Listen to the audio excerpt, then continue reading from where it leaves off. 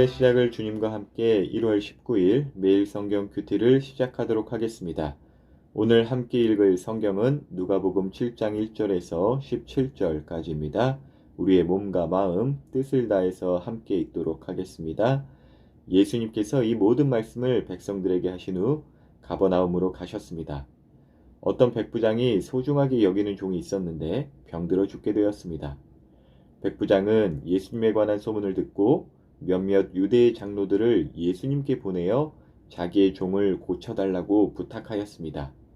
그들은 예수님께 와서 간청하였습니다. 이 사람은 선생님께서 부탁을 들어줘도 될 만한 사람입니다. 이 사람은 우리 민족을 사랑합니다. 그는 우리에게 회당을 지어 주었습니다. 예수님께서 그들과 함께 가셨습니다. 예수님께서 백부장의 집 가까이에 이르렀을 때 백부장이 친구들을 보내 예수님께 말하였습니다. 주님, 수고하실 필요가 없습니다. 저는 선생님을 집에 모실 만한 자격이 없습니다. 그래서 제가 주님께 나올 자격도 없다고 생각했습니다. 말씀만 하십시오. 그러면 제 종이 나을 것입니다. 저도 다른 사람 아래에 있고 제 밑에도 부하들이 있습니다. 제가 이 사람더러 가라 하면 가고 저 사람더러 오라 하면 옵니다. 또 제 종에게 이것을 하라 하면 그대로 합니다. 예수님께서 이 말을 들으시고 놀라시며 따라오던 사람들에게 말씀하셨습니다. 내가 너희에게 말한다. 이스라엘에서도 이처럼 큰 믿음을 본 적이 없다.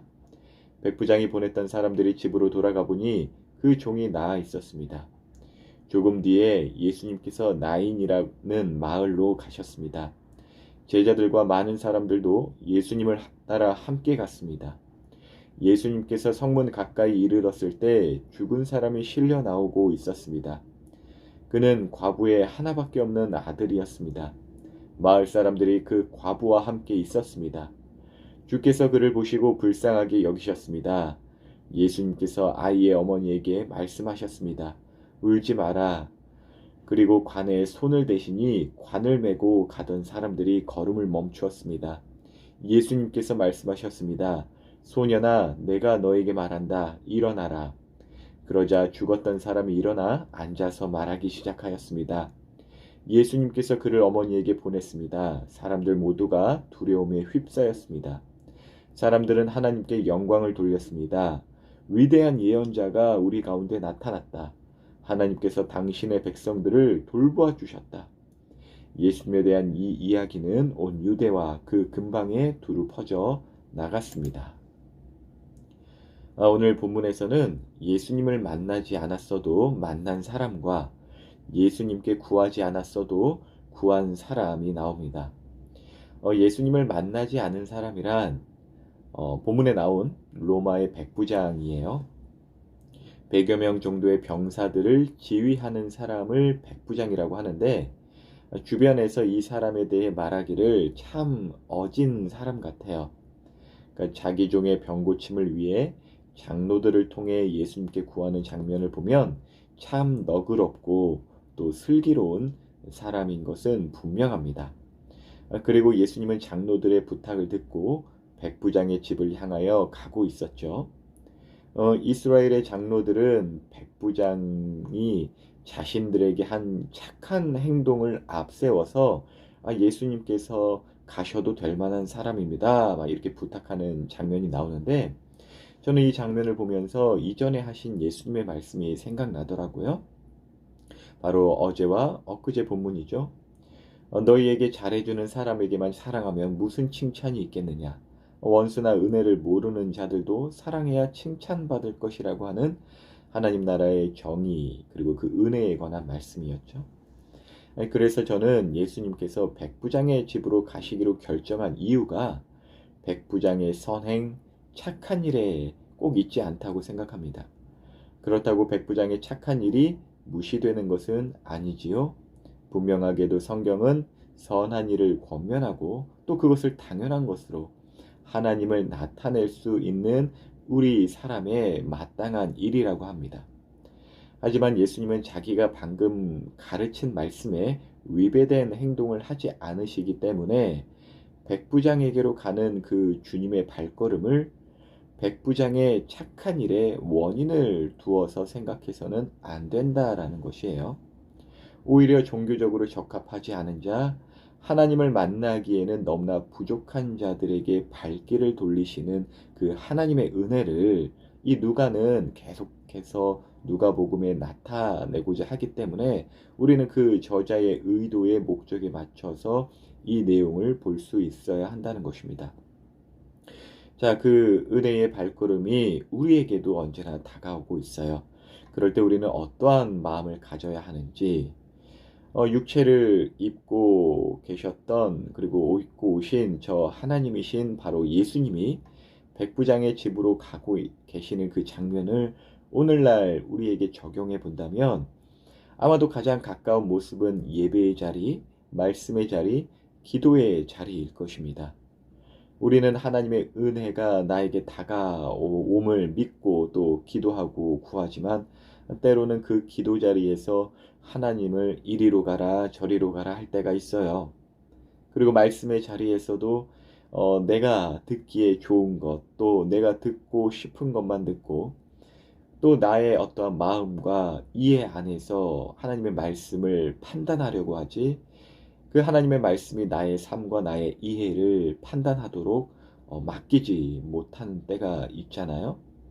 그리고 주여 임재하여 주소서 우리는 매 주일마다 찬양하며 주님의 그 발걸음을 기대하고 예배를 드리지만 정말 그 예배 자리에서 우리의 마음과 몸 상태를 한번 생각해 보세요. 하나님을 기대하는 것인지 아이고 얼른 일 치르고 가자 이런 마음인지 아마 각자가 잘 아실 겁니다. 또한 성도의 삶 자체가 예배를 한다면 오늘 나를 찾아오실 그 하나님의 은혜는 필요로 하니까 구한다고 하면서 하지만 정말 우리의 그 구하는 태도가 겸비한 마음 그리고 큰 믿음을 가지고 오늘을 살고 하나님의 은혜를 기다리는지 한번 생각해 보는 계기를 주는 말씀인 것 같아요. 특별히 저는 오늘날 크리스천들의 안타까운 뉴스들을 보면서 그 모습들과 정말 별반 다르지 않을 저의 죄성이 또 목도되면서 예수님께서 약속하신 대로 다시 오실 때 그 예수님의 발걸음이 교회로 향하실까? 그런 의구심이 들 때가 있어요. 물론 저는 목회자이기 때문에 교회를 무시하거나 남의 일처럼 이야기하는 것은 분명 아닙니다. 정말 예수님의 발걸음은 예수님께서 주인 되시는 모든 세상이겠지만 그 세상 가운데서도 예수님을 주인으로 모시려고 하는 이 땅과 교회 그곳에 오신다는 것 오늘 말씀을 통해서 더욱더 생각이 됩니다. 그래서 스스로도 하나님 안에서 정말 은혜로만 사는 자라는 것 그 겸손함을 반드시 잊지 말자라는 생각이 듭니다. 다시 본문으로 간다면 백부장은 예수님께서 자기 집에 오신다는 소식을 듣고 어떠한 그 거칠의 반가움 또 앞서 제가 반성하는 마음으로 나누었던 그런 자기 소원을 만족시킬 하나님 말은 하나님이라고 하잖아.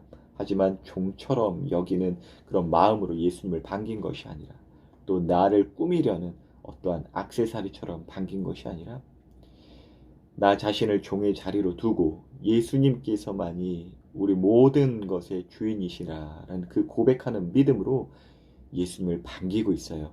그것은 또 다른 친구들을 보내어서 예수님은 모든 것의 주인이시니 친히 오실 필요가 없습니다.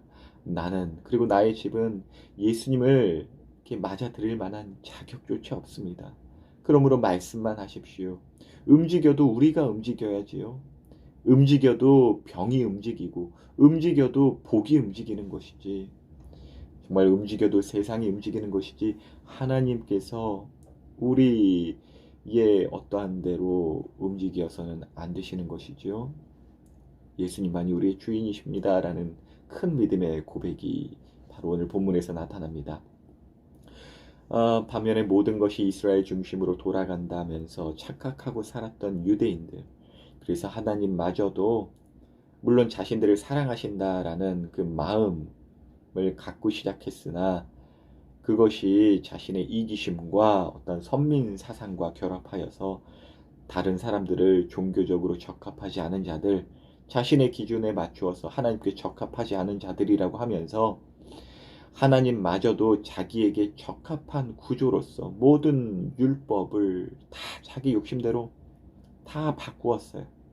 그래서 남은 것은 위선적인 예배자들만 남아서, 그래서 하나님은 그 예배자라고 하지만 위선적인 그 예배자들의 입에서는 나올 수 없었던 그 말들이 오히려 백부장의 입에서 나왔기 때문에, 정말로 하나님께서 너무나 듣고 싶어 하셨던 그 믿음의 모습과 고백이 백부장에게서 나왔기 때문에, 백부장은 예수님을 만나지 않았지만 주여 주여 하면서 예수님 곁에 있었던 사람들보다도 더 가까운 자리에서 예수님을 만난 것입니다. 생각해보니 비대면 원격 예배가 2000년 전에도 있었네요. 조금 뒤에 나인성에 이제 한 과부가 등장합니다. 그런데 이 과부한테는 하나밖에 없는 아들이 있었는데 그 아들이 죽었어요. 저에게도 어머니가 두 분이 계세요. 그리고 두 분 다 과부이세요. 특별히 저는 하나밖에 없는 사위이고 또 하나밖에 없는 아들이죠. 제가 죽었다고 이렇게 가정해 보면 우리 두 어머니는 물론 믿음이 좋으셔서 천국에 가서 하나님 품에 안겼으니 괜찮다 이렇게 하실 수도 있겠지만, 사실 사람이라는 게 잠시 잠깐 떨어져 있어도 보고 싶은 게 또 사랑하는 사람이잖아요. 근데 한동안 못 볼 생각하니 슬프죠. 정말 우리의 경험은 또 그러한 헤어짐의 순간에 있어서 사랑하는 사람일수록 못해준 것만 생각하는지라, 정말 앞으로 사위가 없고 아들이 없으면 누가 날 돌봐주나 이런 생각 때문에 슬픈 것이 아니라, 이미 잘해주셨어도 더 잘해주지 못하고 더 고운 소리 못해준 것만 생각나서 슬플 것입니다. 그래서 이 죽음이라는 것은 사람에게 있는 어떤 그 비참함을 가장 확실하게 보여주는 것 같아요. 그리고 그 비참함이 어쩔 수 없는 일로서 세상에서는 위로되려 하고 또 아름답게 포장하려 하지만, 그 죽은 시체를 어떤 포장지에 싼다고 하더라도 그것이 사람에게 있어서 선물이 될 수는 없을 것입니다.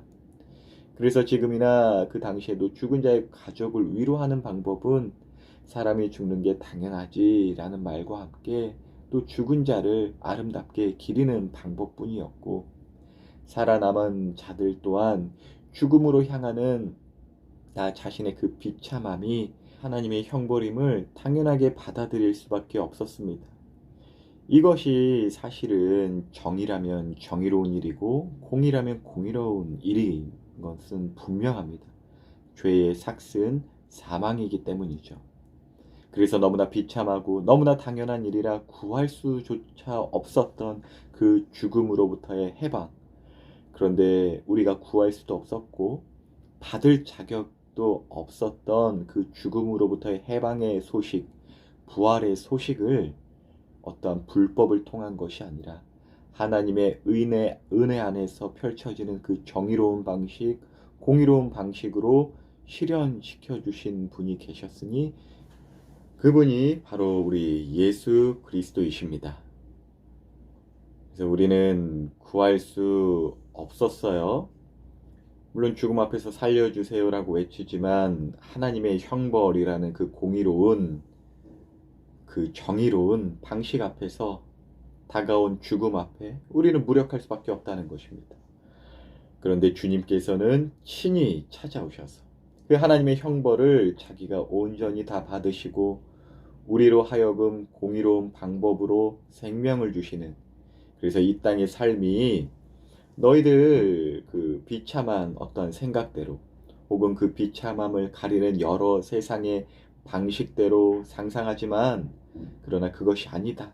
곧 죽어서 끝나는 마지막이 아니라 영원한 생명과 심판의 갈림길이 이제 너희들에게 주어져 있다라는, 그 구원자 되시면서도 심판하시는 이가 되시는 분이 이제 우리의 관을 만지시면서 깨어 있으라 하시는 것이죠. 저는 오늘 본문을 보는데 저 관에 누인 외아들이 꼭 저 같았어요. 그 관을 만지시면서 죽어 있지 말고 깨어 있으라. 하나님께 구할 수도 없었고 구하지도 않았던 것이지만 내게는, 그리고 너에게는 너무나 필요했던 것을 주님께서는 이루신 것이죠. 그러므로 오늘도 깨어 있는 저 오늘 예수님께서 보여주시는 그 메시지대로 깨어 있는, 그리고 겸손한 그 하나님을 경외하는 자들, 그러한 우리가 되기를 예수님의 이름으로 축복합니다.